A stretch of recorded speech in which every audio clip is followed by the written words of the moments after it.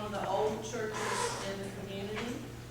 And we always start our meetings with a salute, pledge, and then a prayer. So, will everybody stand? And our pledge is going to be led by the Welch brothers, Andrew and Brandon Welch. Okay.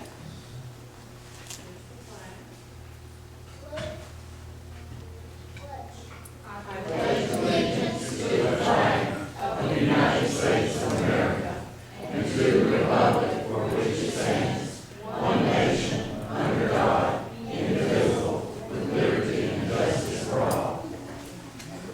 Okay, and I'll offer a prayer. Our Heavenly Father, as we come together as a proud community to learn more about our history, open our minds to learn from the past so that the future will be brighter. Be with those in need. Comfort those who grieve. Amen. I didn't tell y'all, I'm Jennifer Kearns. Most of you know me, but some may not. I want to welcome you, and I hope that everybody signed in. And when you sign in, always make sure that we've got your correct email address. That way we can keep you informed of future meetings. The next meeting,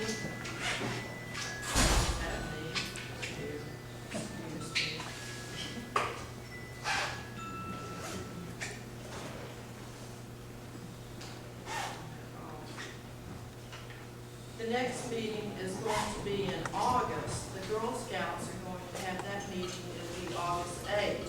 But before August, we have Memorial Day.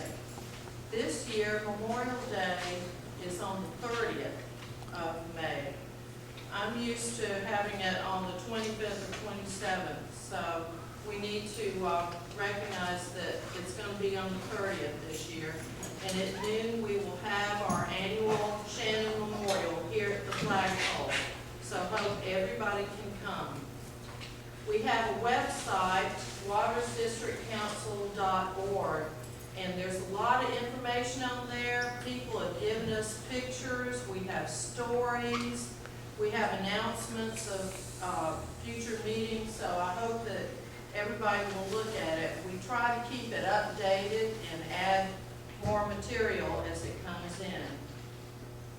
Okay, I'm going to ask our secretary to read the minutes from the last meeting, which was in January, and this is our secretary, Barbara Ramsey.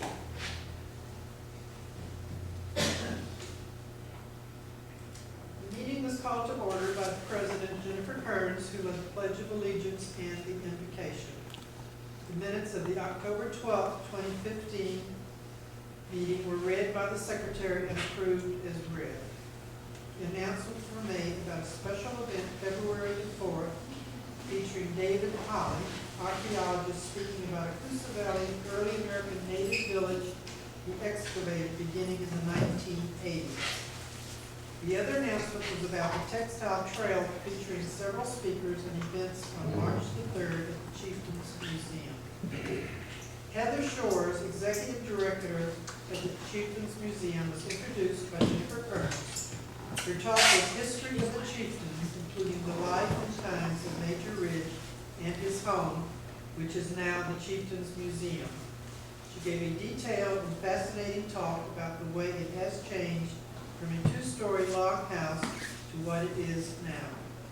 The meeting was adjourned for the annual business meeting with refreshments to follow.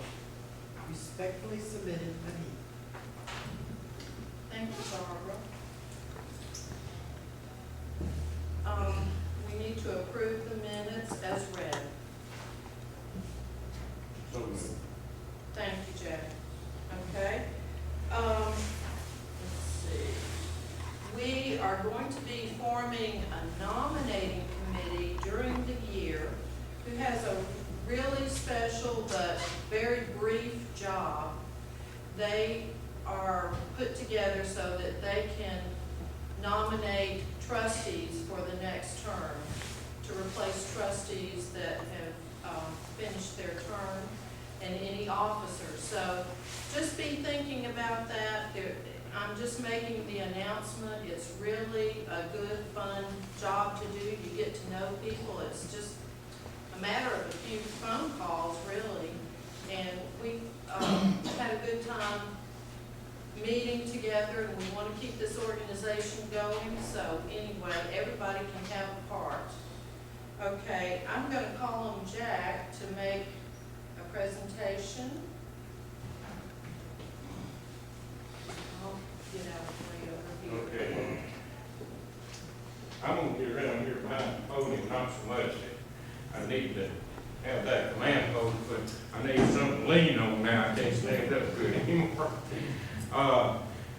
I need Bucky Jones to come up here and help me on this. Bucky, where are you? Come on up here. I'm gonna do a little bragging on him first one thing up here. I don't usually step in something I don't know what to do. Well, What's going on? you just stand over here by the flag there for a minute. That's not behind it. You know,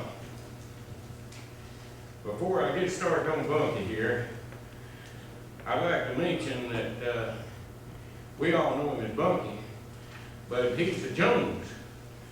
Now, this day and time, it seems that people don't use their last names, especially the younger people.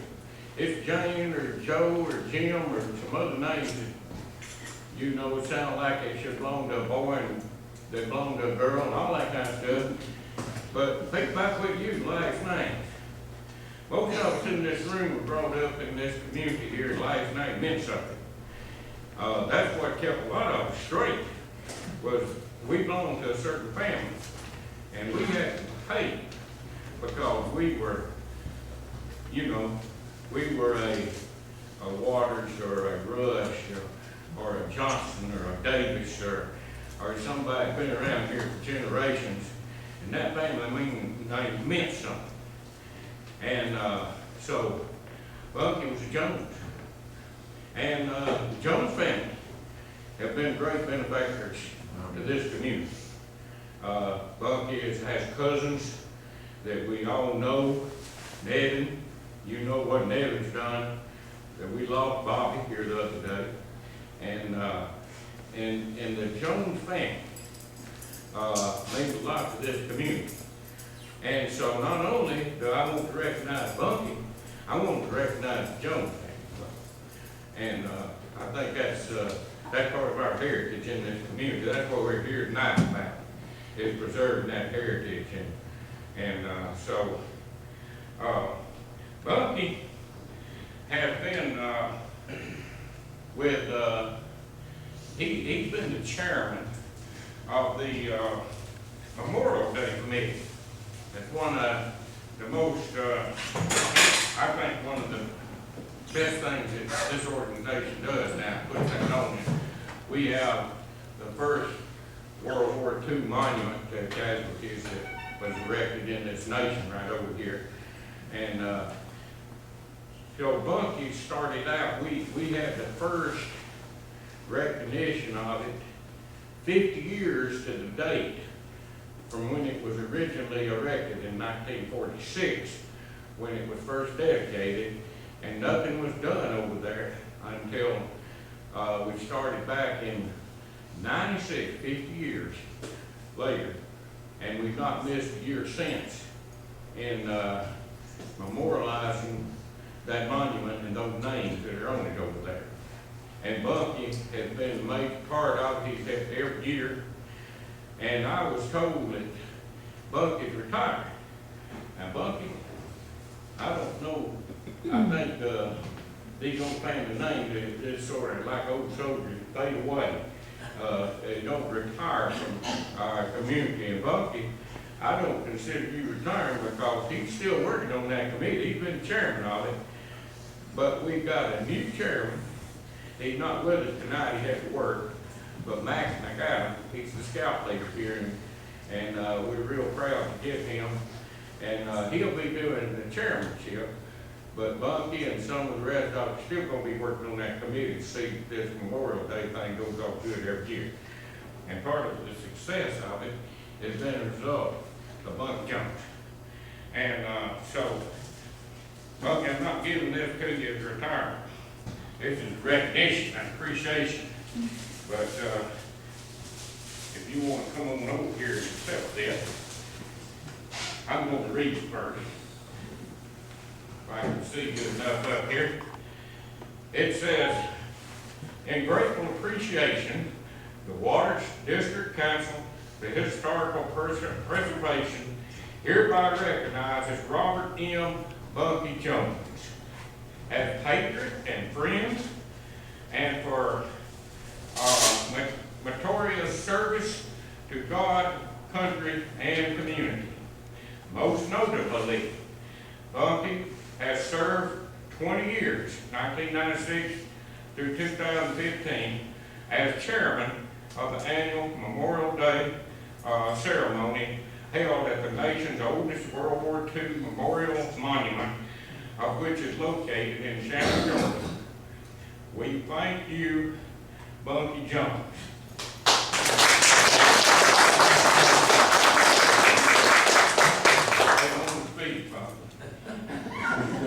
Well, all I can say is I've enjoyed working with these people, and it's mostly the people that helped me.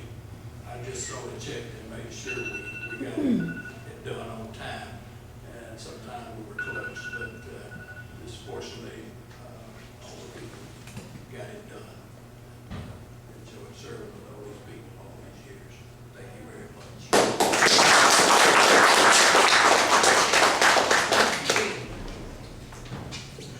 All right, we're gonna have our program now, and we're glad to see all the people from Enon here. Thank you for coming, and thank you for Marshall for putting this together.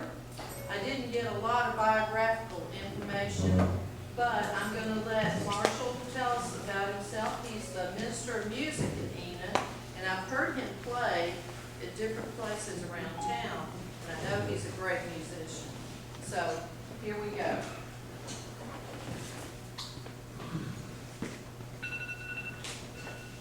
Good evening. Good evening. Good evening. I'll turn the microphone on and get a little better sound. First of all, how much time do I have? 30 or 40, okay. Good. I got about a 3-hour program here. I'm going to squeeze into about 30 minutes. So if I talk fast and you can't keep up with me, I apologize up front for that. My name is Marshal. I'm the minister of music at Enon Baptist Church. And usually when I'm introducing like that, I tell people where that is. But y'all probably know, and I'm not going to do that. I've been there since, September of 2010, so I've been there about 5.5 years. This fall, I'll have been there 6 years. And like I say, as minister of music, I'm really proud of our music program we have there. We have some really good music, I think so. And the preaching ain't too bad either, you know. Our pastor's sitting out here, so I got to brag on him a little bit. And thanks to all the other Enon folks that have come out to show our support tonight, and I appreciate it.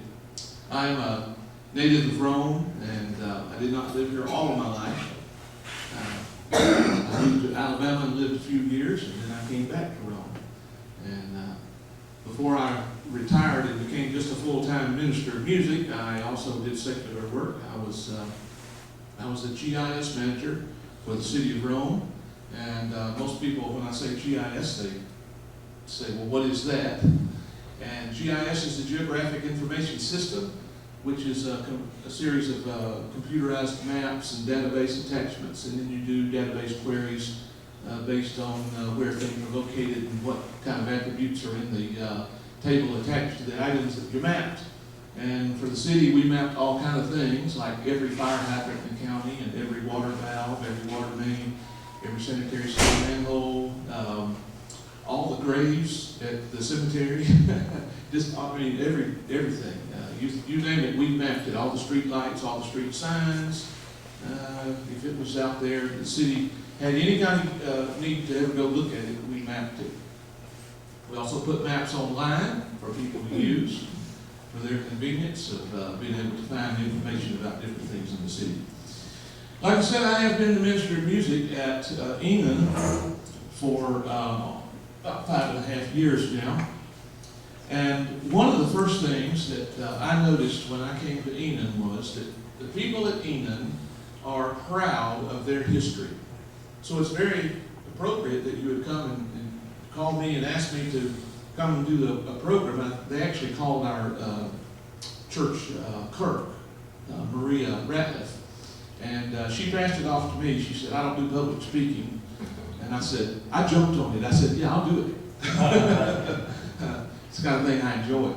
And besides that, she's in Ireland this week, so she wouldn't have been able to have met the date requirement anyway. She'd have had to have done maybe the next quarter or whatever. One of the things I noticed about Enon and their history that they're proud of, as part of your new member packet when I joined, was this little sheet of paper here. Now it's simply a 8.5 by 11 sheet, you see, printed both sides, and you fold it in half, and it makes for a little 4-page document. It's called Enon's History. So, you know, I could take the easy way out and just read this to you tonight, you know, and stretch it out for 30 minutes, but I'm going to do more than that. I'm going to tell you a few more things. This is a very interesting read.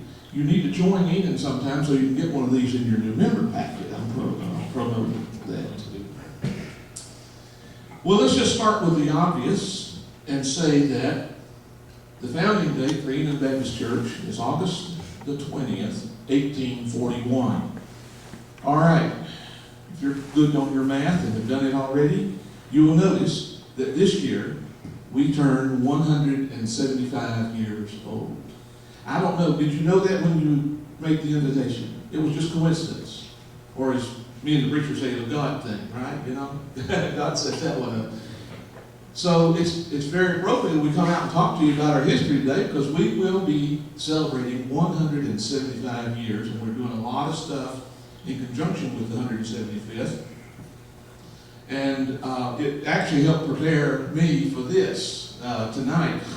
We have, on that date, the documents read, our minutes read, says, we the above named met according to the advice of the Coosa Baptist Association and adopted the above and agreed to change our name from Oostanala to Enon.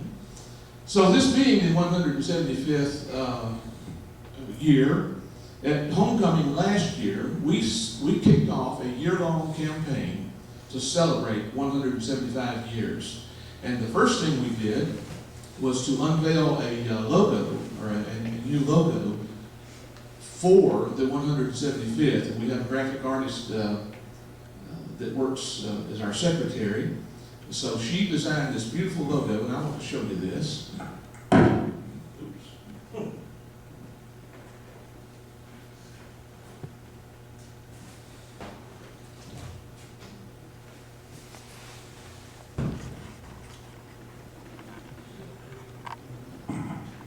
I don't know how to have it upside down. So we unveiled the logo for our celebration at last year's homecoming, and we have been putting this in every bulletin for the year. And we have a countdown number, how many days it is till the homecoming, and we're now down to, what was the number? 133 or something like that. So it's getting close to be this August. We're really looking forward to having a big celebration. We're doing a lot of things in the background to celebrate that. Let's see, I think my next slide is... You need to give the name of the artist. The logo. Trudy Ritter, Trudy Watley Ritter.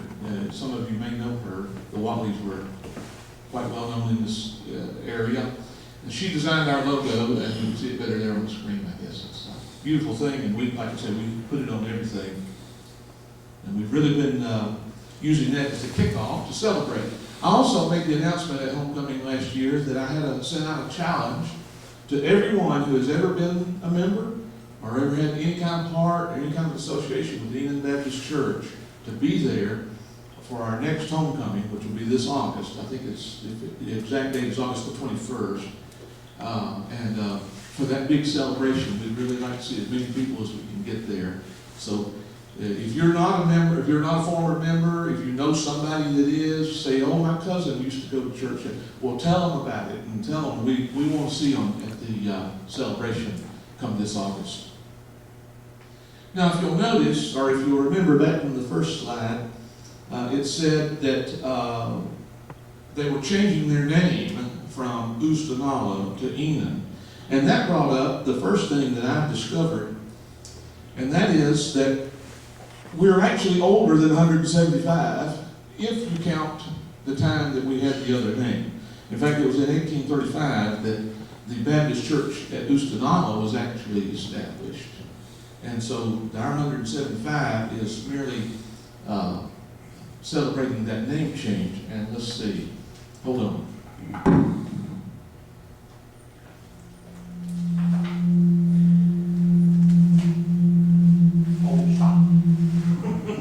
Too close to the speaker, sorry.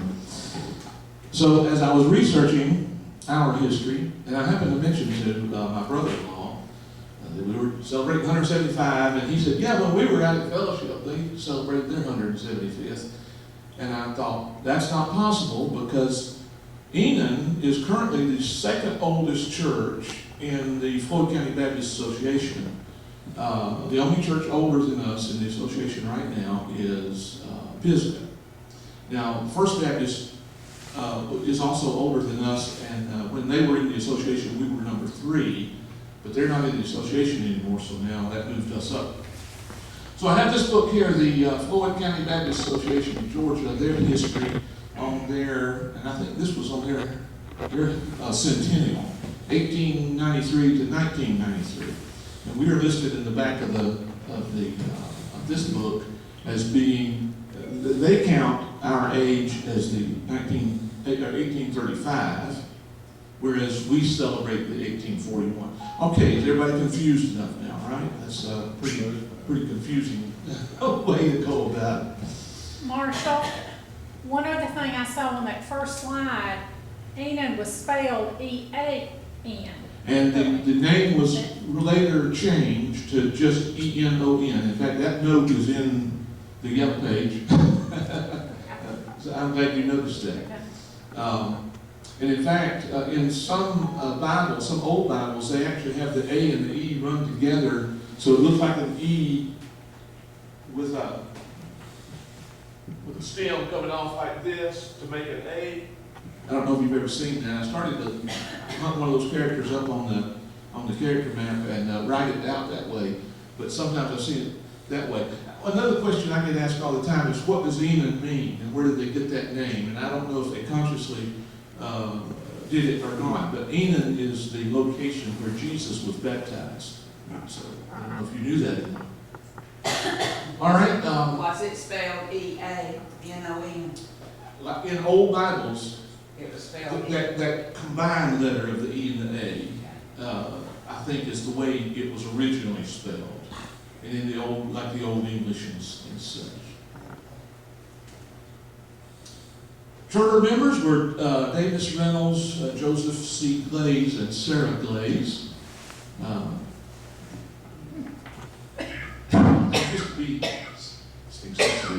I used to be a member of a church that wasn't near as old as Enon. It was only about 30 years old, and at every homecoming they would ask all the charter members to stand, please, and we don't do that. These people are obviously no longer with us. Yeah, too hard for Charles to do. The first pastor was a man named Reverend Andrew A. Cobb, and he came obviously in August of 1841 and served until October of 1844, when he died while he was serving as pastor at the age of 39. And our current pastor, Reverend Ken Hinckley, and he came on board officially in June of 2012. He was actually interim before that. He came on as interim in February of 2012, and then the reason I can remember it was June, it was Father's Day. We made him officially pastor. While he was interim, they were out looking and reading resumes, and they said, well, Ken's doing a good job, why don't we just call him permanent? And he had retired. And we were able to convince him to come out of retirement again and be our full-time pastor. So Ken, raise your hand so everybody sees you over there. I think everybody knows Brother Ken Hinckley. Glad to have him and his wife Juanita with us today. So, First pastor is Andrew A. Cobb. Brother Ken is our 65th pastor. And here's a list of all of our pastors. All 65. Now you will notice, look at pastor number 2, John Crawford, and then look down at number 6, John Crawford. And I think number 8 or 9 is John Crawford. So what it is, there have actually been 52 men who have served in these 65 pastorates. 6 men served twice, 2 have served 3 times, and 1 man served 4 times. And that man is listed right here, W.J. King. He was our 12th pastor. He came to pastor in 1867. And he pastored, as you can see there, for about 7 years until 1874. And then he pastored again as the 14th and the 16th and the 18th. And his total length of service, I've got that written down here somewhere, was 14 years and 11 months. And that combined total is more than any other pastor on the list. It gets close down here. 2 pastors that served for a good length of time, as you'll see, number 59, Hoyt Coker Sr., who served a little more than 10 years. And then 2 after him, number 61, Bill Landers, served about 13 years, but he still did not exceed the total of Pastor King. One interesting thing about Pastor King is even when he was not serving as pastor, he was still preaching. Because in one of these, the minutes read that the name of the new pastor, and it said that, now at that time, pastors were sort of like circuit riders. You know, they didn't stay every Sunday at this church. They'd be here like every first Sunday of the month. They'd be somewhere else on the other Sundays. And so the minutes actually read that the pastor is going to be there for a Sunday, every first Sunday, but that former Pastor King and 2 other men will be preaching on the other 3 Sundays, and we were finally able to achieve having a service every Sunday. So I thought it was interesting that even when he wasn't pastor, he was still preaching. Other officers of the church, of course, first church clerk was J.C. Glades. And there haven't been there as many of those because they tend to keep the job for a little bit longer than pastors. Our church is not near as rough on clerks as we are on pastors. Wouldn't you agree with that, Tim? Amen. All right, a few other firsts along the way. By the way, you may recognize a few names on here. Oh yeah, I wanted to show, this is a typical page of the minutes, and you'll notice they're all written out in cursive. We have all the old minutes all the way back to 1841, and they've been bound in books, in book form. They're in very nice, formal-looking books. And you know, there's a trend afoot, I hear, that young people are not learning cursive writing. They don't know how to write it, they don't know how to read it. That's a tragic thing that we need to encourage young people to learn to do this. Otherwise, the reading and writing of cursive is going to be one of those ancient skills that only certain artisans or something are able to do anymore. Here's a little blow-up of some of that area, and it's hard to see. Some of it's a little fuzzy because of the way it had to be scanned, but you can see the way that is written out. One of our younger members, I mentioned the lady that designed the logo. Her daughter Madison takes music lessons from our church clerk and our church Maria. That's Maria Ratliff, and she had one of the old books out and was showing her some of these pages like this. And Madison's reaction was, "Oh, that looks like the Declaration of Independence." And as we get to thinking about it, it sort of does, doesn't it? Because the Declaration of Independence was all written out by hand like that. So it's a beautiful, beautiful thing. All right, here are a few firsts. First of all, in January of 1842, a man and his wife joined the church along with their servant. Put that there, folks. They did their servant, David. And David became our first black member. It was very common in that time for people who had slaves to bring them with them to church. And and many of them joined the church.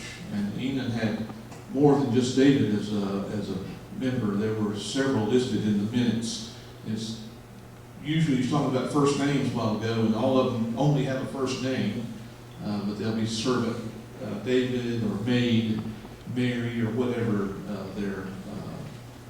whatever their name is. It's quite interesting. Shortly after he joined, oh, by the way, he joined by letter. I thought that was interesting. That meant he was a member of another Baptist church somewhere. Okay. So shortly after he joined, the first disciplinary action was taken by the church because David was cited for running away. He ran away from his master. So the church reprimanded him, I guess would be a good way. They called it citing someone for doing that. And they actually appointed a committee to go see him and to discuss the matter with him. Now, you'd think if he ran away, he would go hide somewhere where nobody could find him, but evidently he was just like still around, and everybody knew where he was. He just wasn't over there at his former master's house. And so David came back and made what the Baptist Church refers to as an acknowledgement. In other words, he apologized and wanted to make it right. And the church forgave him and brought him back into fellowship as a member. That was short-lived because later he ran away again and was also cited for running away and for theft. And he was eventually dismissed from the church because of theft. All right, the first people to be baptized in the church were a man and his wife, William M. Bird and Artemisa Bird. And that was in May of 1842. The church was less than a year old. They were already baptizing folks. And then in the following year, Bird became our first deacon. He was actually voted on and elected in January, and they waited until May to do the ordination. I'm suspecting so that he had been baptized for at least a year's time, because that is still our current policy. The first mention of a Sunday school is in the minutes in May of 1861. And then the first really organized Sunday school, complete with a curriculum and a superintendent and all of that, began in April of 1875.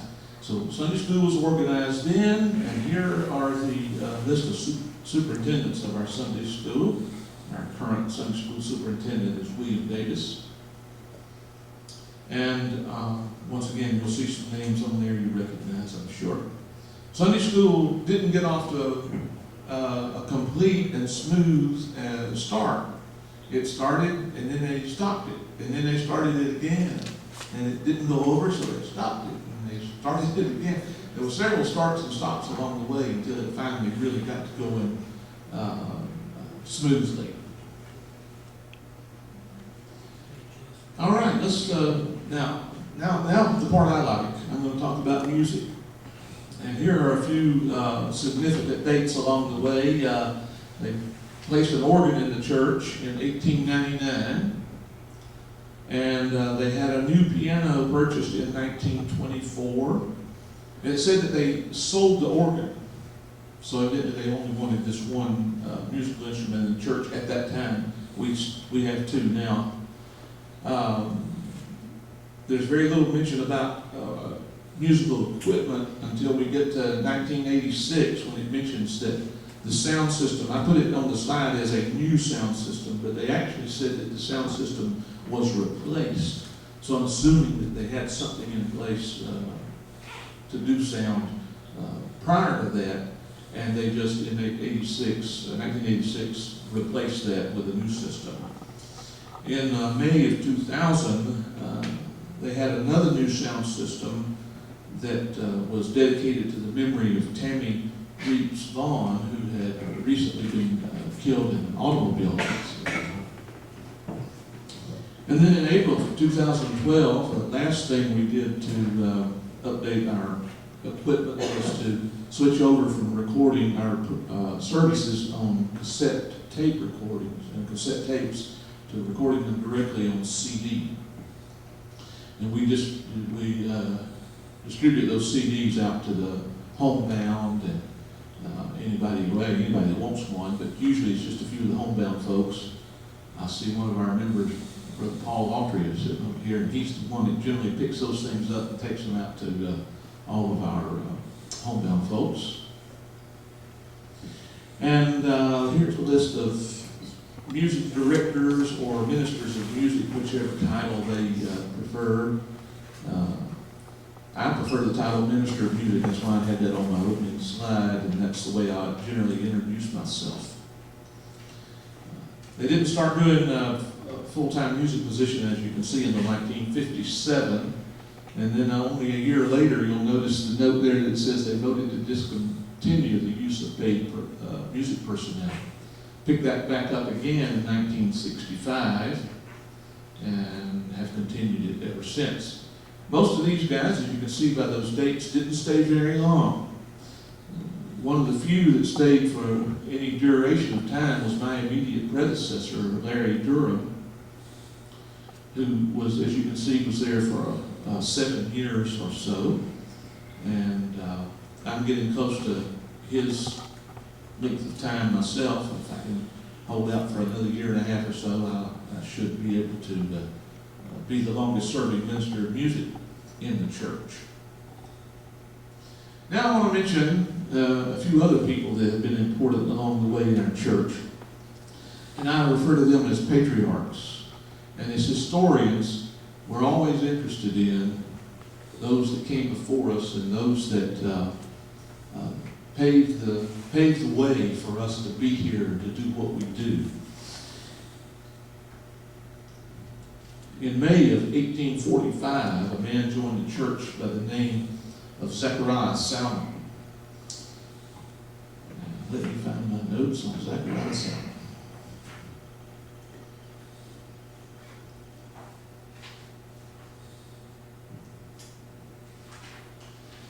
I'm going to wing it. Zechariah Salmon joined the church and held many offices. Clerk was one of them. I know that. Helped with the Sunday school and such. And the significance of him is that almost 100 years later, 125 years later, a descendant of his would be a woman named Deborah Coker, who was married to Hoyt Coker, who became the pastor at Enon. And her children, now she had already passed away by the time he became the pastor. She was killed in a tragic automobile accident along with their youngest son. But her older children joined the church, and one of them is Maria Ratliff that I mentioned earlier. She is a direct descendant of Zechariah Salmon. Zechariah Salmon was also on a committee that went out and looked for, as they called it in the minutes, a burial ground, or in other words, a cemetery. So up on Highway 53 there, right next to the new Lowe's facility, is the Salmon Cemetery, and named after this patriarch of ours, and that's how it got its name, and that's why it's not called Enon Cemetery. Also not located at the church, it's located out in another location. Another important person in the history of the church joined in April of 1872 was Sebron Jones Watley. And Sebron and his descendants have been members almost continually up until this day. And we still have some in our church. I see one sitting down here in the audience, Suzanne Anderson. And Sebron's over here. Another Sebron. See, that's the confusing. I did a lot of research on that, and there was Sebron J. Watley, and then there was Sebron the second, and there was Sebron N. Watley, and so I think there was 2 or 3 juniors thrown along the way. Anyway, the bunch of the Watleys were very important for Enon, and their names are interspersed all the way through through our history. Now, one of the significant things about Seaver and Watley, when the Floyd County Baptist Association was formed in 1893, and before that, Enon was a member of other associations. I think by the time that came about, they were a member of the CUSA Association. And there was a move afoot because at that time there were 3 different associations within the county, and they decided to consolidate some of them. And by the way, some of these associations also would go outside the county. So they decided to chop it off at the county line, assemble them all into one single organization, and have one association for the churches to be under. And so they used representatives from each of the 3 associations to come together, and Seaver and Watley was one of the representatives from the CUSA Association. So Enon was well represented when it came time to form this new organization. He also served as chairman of the administration committee for the first 19 years of its existence, and after he had passed away, years later, they decided to start doing a memorial every year at the annual meeting of the association. Right now, it consists of people who passed away during the previous year, but at that time, when they first started it, there were many years that they needed to memorialize, and they didn't memorialize everyone that was a member of an associate church, but they did memorialize some of those that were key figures in the association, and Sebring was one of them that they memorialized. This photo that I'm using there actually came from this book. So he is so well esteemed in the association that his picture is in the book. And I didn't know some of this other was going to go on. I was just doing my slideshow and coming up with who I thought were important people and patriarchs. But look who I got next. In August, of 1841, in fact, I think it was actually on 1941, yeah. Well, in 1941, Enon was celebrating their centennial, their 100th year. And on, I think it was actually on Homecoming Day. We'll say that it is, okay, Bucky? A lady joined the church by the name of Mrs. Ruth Jones, which means that come Homecoming this year, she will have been a member of Enon Baptist Church for 75 years. And by that time, because her birthday is August the 2nd, and on August the 2nd of this year, she will be 102 years old. So she was also our oldest member. And we sure do hope you can get her there. I'm not putting any pressure on you or anything. We're really looking forward to her being there. But I just wanted to salute Ruth as our oldest member. She's still sharp as a tack, too. And, oh, yeah. I have to say something. I visited with her about a month ago. She didn't know I was coming. And I walked in, she was in the dining room, and I said, Ruth, hey. She said, Butch. That's what they all call me. I had not visited with her in 2 or 3 years. Sharp as a tack, and one of the most beautiful women I have ever known in every way. And she and her husband were dating, Bunky's daddy, and they introduced my mom and daddy. Did you know that? That's right. I love these connections like that. Okay, I've got another question. Okay. Are the Jones family and the Watley family, is it the same Jones families? Do you know Steve? Don't know of any relation. Okay. I don't know if any. I got really old like Yes. She said, everybody looks so pretty tonight. vision is, She's legally blind. yeah, she really doesn't see very well, and that's her main physically, she's still doing well, and like Ken says, she's sharp as a tack, so mentally she's doing very well. But her vision is, a member of our homemaker club and comes to our meeting. and comes to the homemakers club, that's She's been a amazing. member for 75 years. Outreach has been an important thing at Enon over the years, giving to missions, sending money overseas, helping out other churches. There's even an instance where they baptized 19 people in one day, and all of them then moved to form a new mission church here in the county. So outreach has been really important. And along that line, we have this list of people who have been either licensed or ordained into the gospel ministry at Enon. As you can see these names, in 1858, G.W. Martin, and in 1868, J.F. Martin and J.F. Sharp, and then Sharp was licensed that year, and then in 1870 he was ordained. Also in 1870, William Camp and J.M. Henderson were licensed.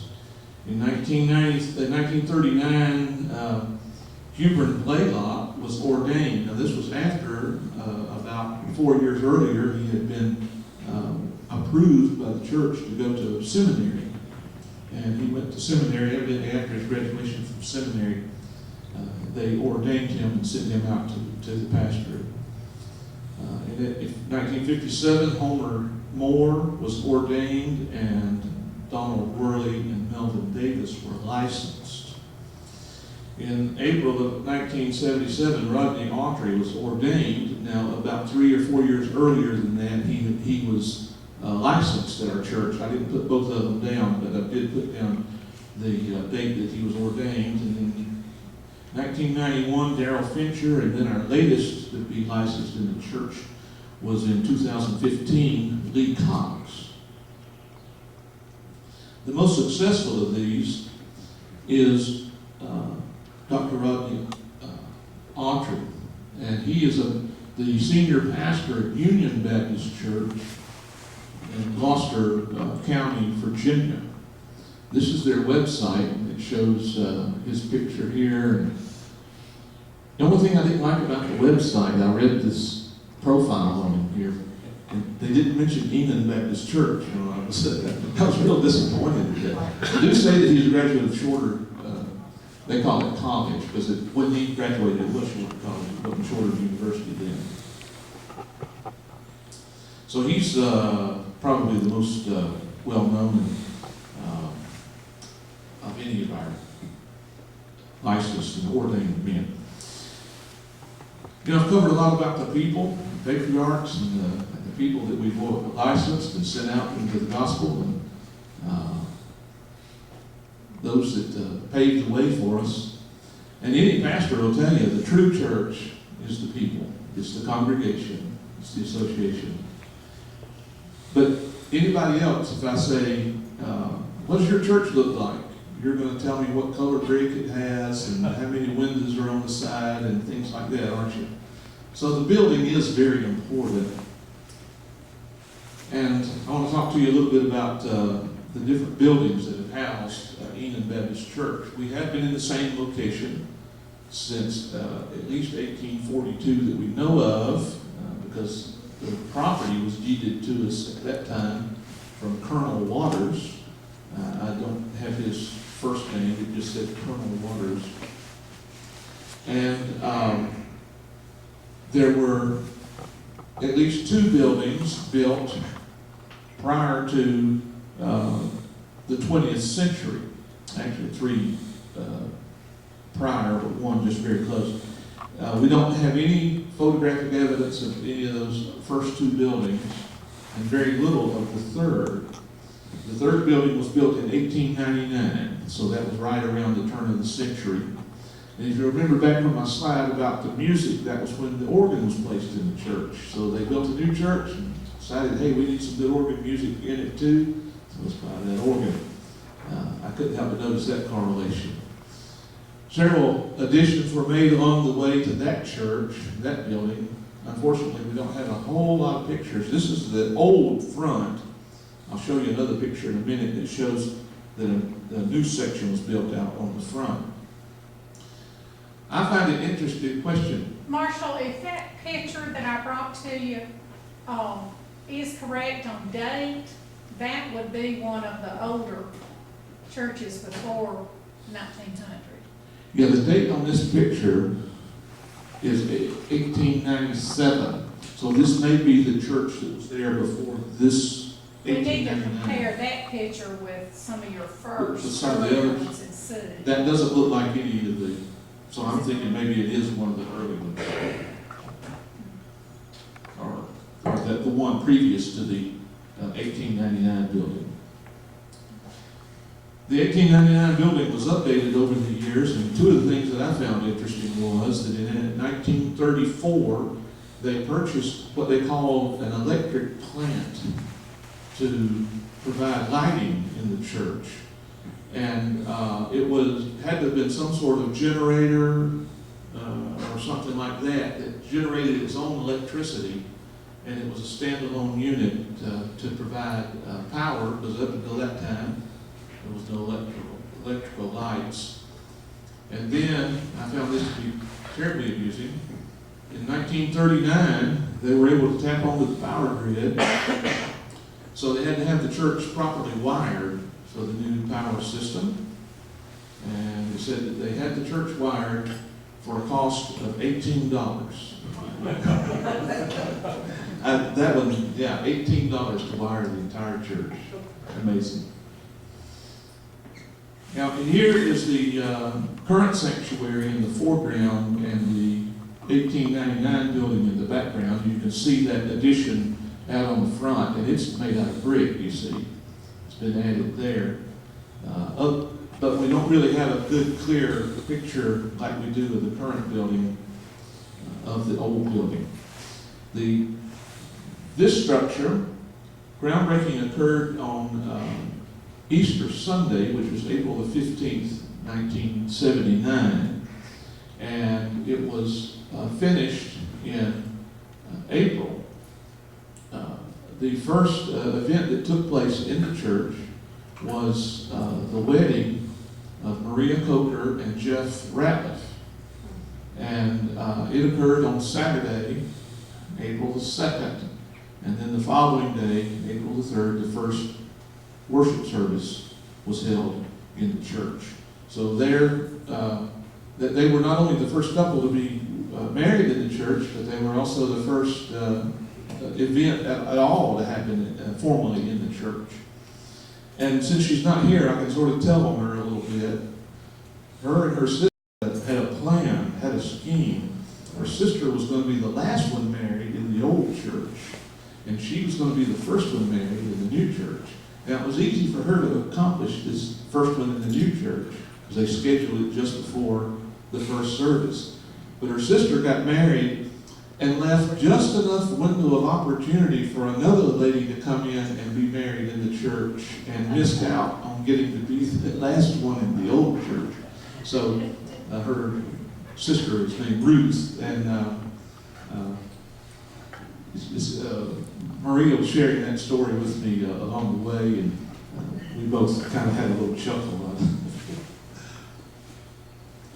All right, let's see, what else? In also along the way between these two buildings, construction, they built a pastorium in the early 50s, 1954, I believe, was the year the pastorium was finished, and then it also had an addition done to it. One of the things I found interesting during that, they were talking about one of the committees giving a report, and it was the log committee. And evidently, in the early 50s, you didn't just go down to the lumber yard and buy lumber, 2x4s or 2x12s or whatever you needed. They went out evidently and obtained logs, cut down trees and got logs and took them to be sawn themselves, I guess. Because at one point they had a report on how many thousands or hundreds of logs they had ready to go and to begin the construction of the house. Marshall, what happened to the old building? Okay, the old building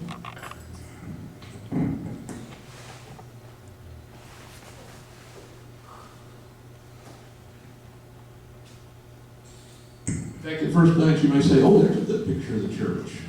But this is during the demolition. So I have several pictures here that show the demolition process of the old building. Is it upside down? Sideways. Sideways? That one's up. Yeah. So there's looking from the other direction at what would have been the front of the church, and see how the rest of the sanctuary has already been taken down at this point. That back portion of that church was sold to somebody on Highway 100, Okay. and it's incorporated. And now you in use over there, yeah. Okay, that's what I was thinking, it had been moved somewhere. At one time, it was used as a school. Yeah. They held school in Do there. we, So I have some pictures here. I have a lot of stuff I brought that I'm gonna lay out on the table over here, so while we're having our finger foods, you can come by and take a look at those. does anybody know where the old church is at, or does it still exist as a building? I can't remember who it was that told me that it was down there, or where it was, but it's somewhere on 100. Do you remember a lady that used to have yard sales at her house, or something early in the spring? And the lady that works at the office, extension office, should know Is about that. before you get to Case Springs? Yeah, yeah. We have a few, of course, along the way, there's always going to be some music anecdotes. All right, did you know she was a Johnston, or is a Johnston? Who? Sylvia. Oh, no, I did not. What, I am. Okay. what, I'm sorry, I was talking. Across the road to us, John Johnston. we're raised. We have some of the things that happened over the years. Minutes sent in, in 1940, the pastor was paid with cash and with syrup.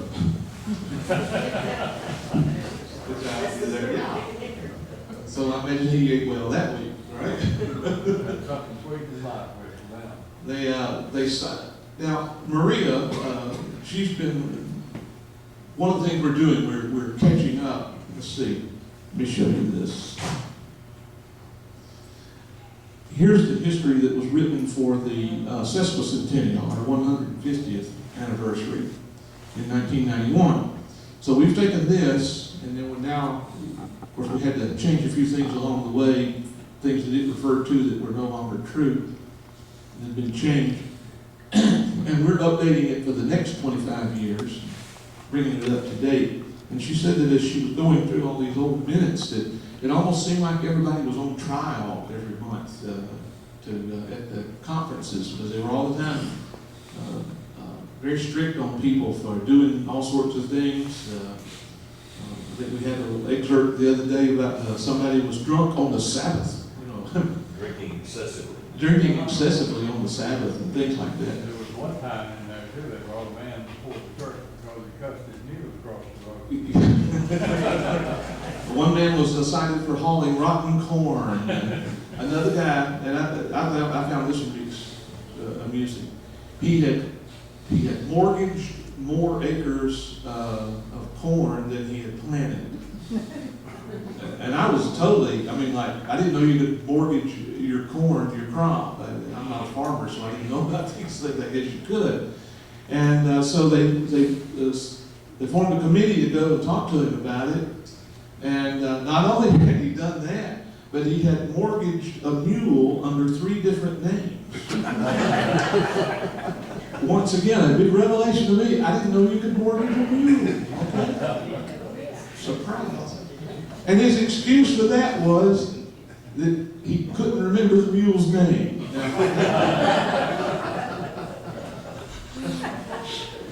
I think he needed a big sermon on honesty or something.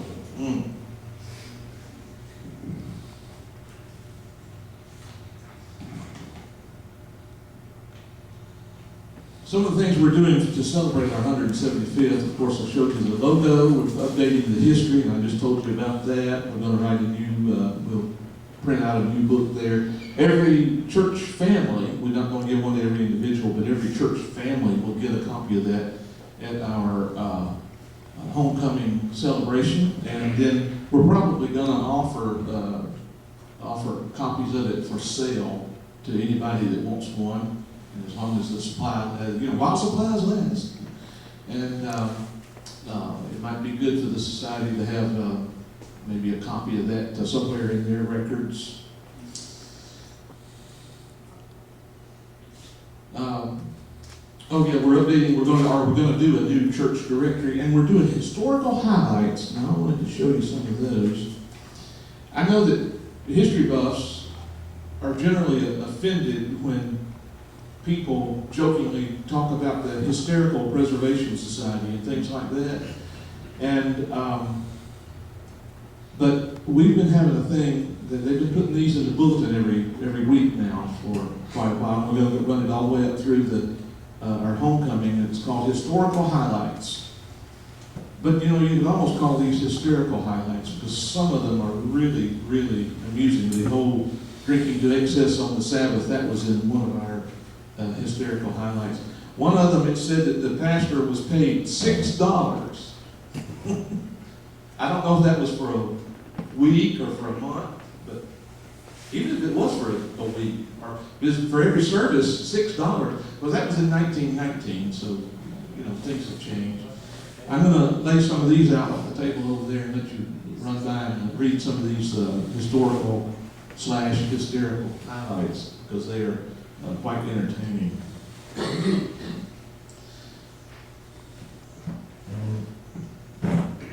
So we look to the future. And we don't know what the future holds for Enon Baptist Church, but I'm looking forward to the bicentennial. That's only 25 years away, and I hope that I'm still around.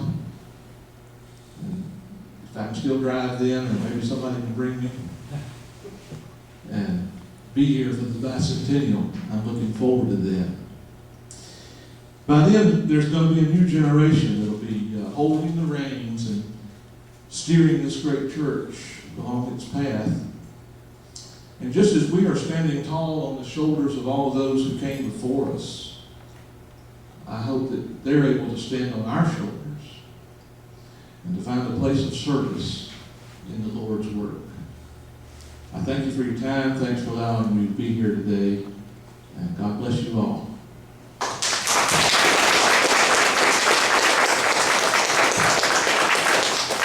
And yes, I was going to open it up for questions, so I already see a hand. Previously, you spoke about the electrical system or the power system. Yes. What was the date on that? The standalone unit was listed as 1934, I believe. It was in the 30s. Because there used to be, we call them generators now, Mm-hmm. but in the 30s, before electricity was available for the power company in this area, a lot of people had what they call a Delco. It was a brand name, I presume made by the Delco division General Motors. Right. But you had a little generator, and you had 16 glass batteries, about a foot square and maybe 15 inches tall, all in series, which provided you with 32-volt electricity that you could run to the house and run lights on. The only thing that was available or good for in those days, as far as I know, was for providing electric light. It was a 32-volt system.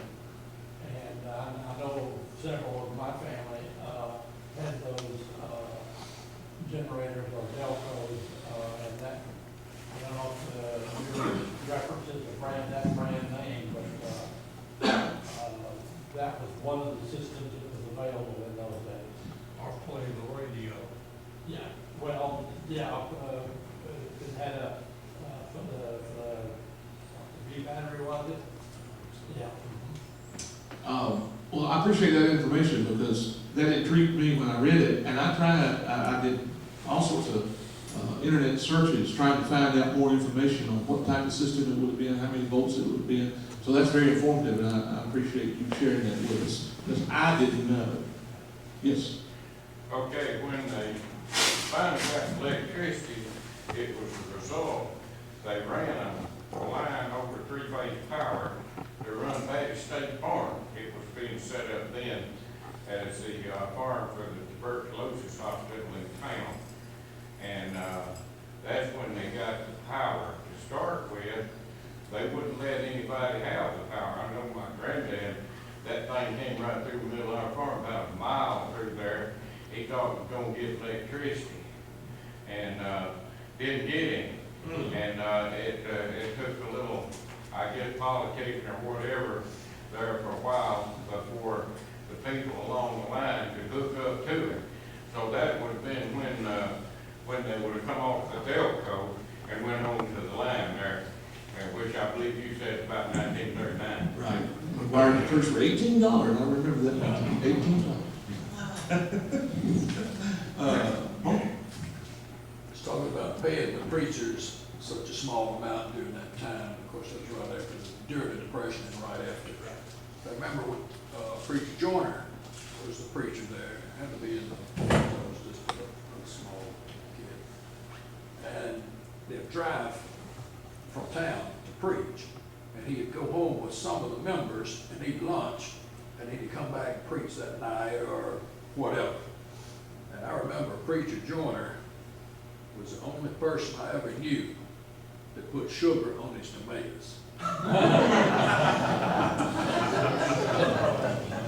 in that group. You're in that. All right, make it two. Make it no two. Salt and pepper. Any other questions?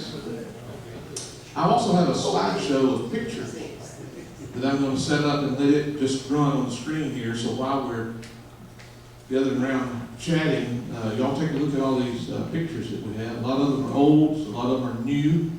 I just have them from just whatever I can find. And there's a bunch of them. In fact, that runs, see, I ran it at the house just to sort of get an idea. It runs a good 15 or 20 minutes maybe, I don't know. But anyway, a lot of pictures to look at. Hope you enjoy that. Any other questions? Does anyone have any idea where the Salmon home place was? Any location? I think it's listed on that map if you go to the Johnny Davis. That map in the 1895 map of Floyd County that's in there in the Rome Area District Museum, doesn't it show the Salmon place?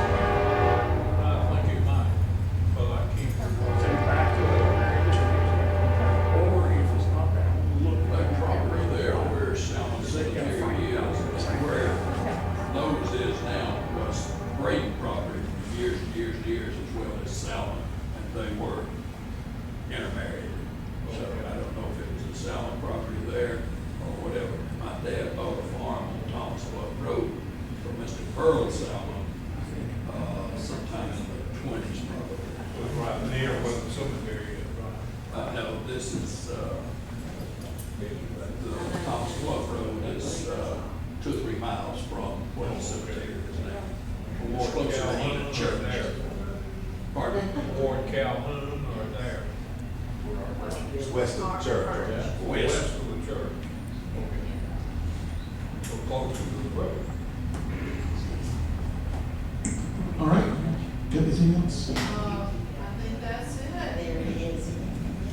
Y'all just remember Memorial Day, May 30th, and then our next meeting will be here August 8th, and it will be the Girl Scouts. Let's support them. That's a great bunch of girls. So anyway, thank you. We have refreshments in the back. Look at our website. We try to keep it updated. Thank you very much.